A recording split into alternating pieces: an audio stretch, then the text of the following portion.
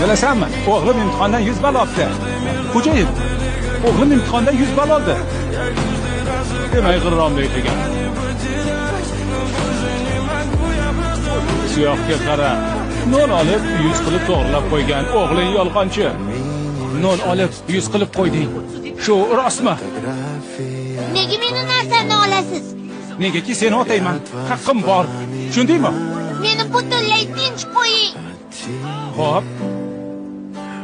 Agar o'z aqling bilan 60 dan ortiq olsang, tinch qo'yaman. Ma'qulmi? Kelishdikmi? Xo'p. Qo'lingni ber.